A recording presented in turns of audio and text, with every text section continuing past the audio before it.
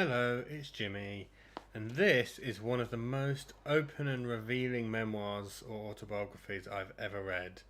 So, today I'm talking about On the Move by Oliver Sacks, and this is a copy that my mum lent me. Thanks, Mum. Oliver Sacks was born in 1933 and he died sadly in 2015. And I think this book was published in 2015 just before he died. Before this, he wrote several other books going back decades. I think one of his first ones was called Awakenings, which was also a documentary TV program. And he's also well known for his books The Man Who Mistook His Wife for a Hat and An Anthropologist on Mars, which are both collections of case studies. He was a neurologist, he was a doctor specialising in neurological conditions, and he wrote up about some of his more interesting or unusual, surprising cases and patients in some of these books. So that's what I've mainly know him for. I've read one or two of those quite a long time ago now, but he's also written other books. He's really interested in the brain, so he's got a book called Musicophilia, which is about why we like music and how the brain works and all that things with music.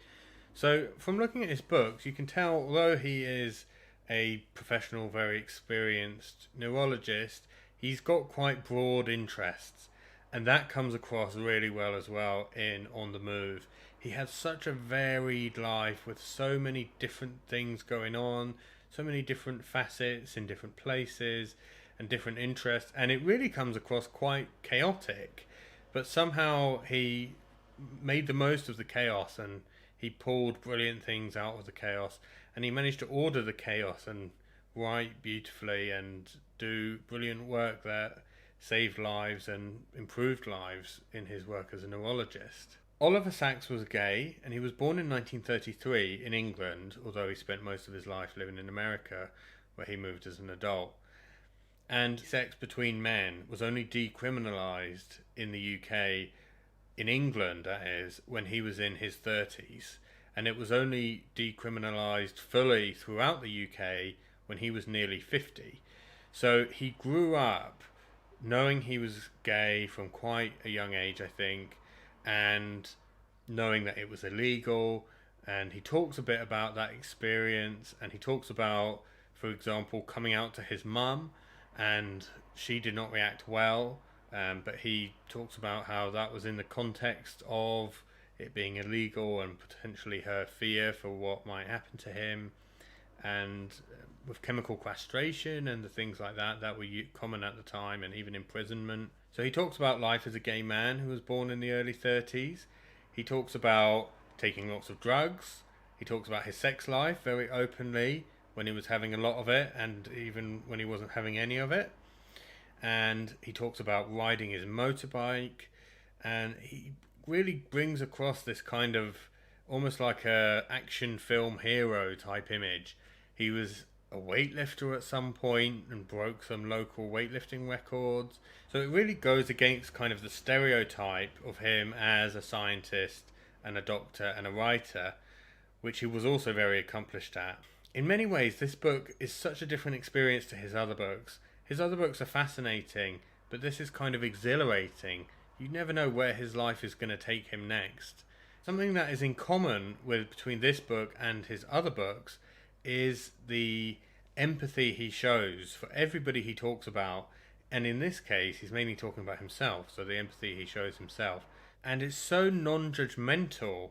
I think when you're a doctor, especially one who helps people with neurological conditions, potentially with PTSD, things like that, you can't be judgmental of them. You're there to help them, and that's not your role.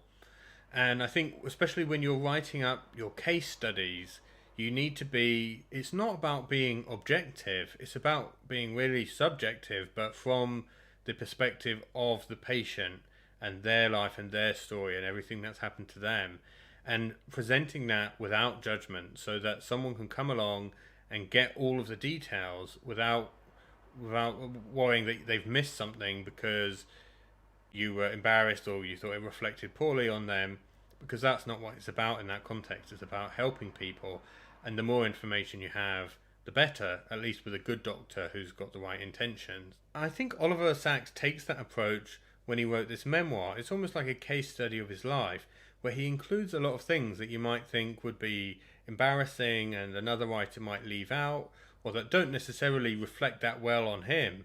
But he's not just trying to make himself look like a good person.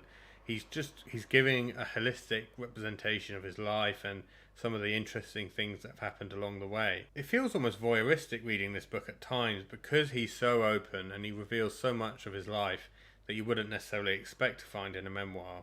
I just feel it's really honest. He really tries to examine himself and his life and to share that with the reader, maybe with the idea that by reading him and we might identify with a couple of things, and the more information we get from it, the more that will help us, or at least just the better we'll understand him in an honest way. Ultimately, it felt like a really touching invitation into the life and the mind of this man who has such a unique life and made such a unique contribution to the world. So I think if you like his other books, this is very different, and it will give you such an insight into the person that he was, which at least for me was so different from the image of him that I had in my head. He's such a different person from what I would expect from reading his other books. And if you haven't read his other books, this is just a great book anyway. You will be shocked, you'll be touched, you'll learn a lot, and you'll be inspired, I think. So I definitely recommend On the Move, whether you've read his other work or not. If you've read them and liked them, I think you'll really like this. If you haven't read them, you'll like this too. So have you ever read a memoir or an autobiography that just left you with a completely different image of the person than you had before you read it? Leave a comment and let me know, and thanks for watching.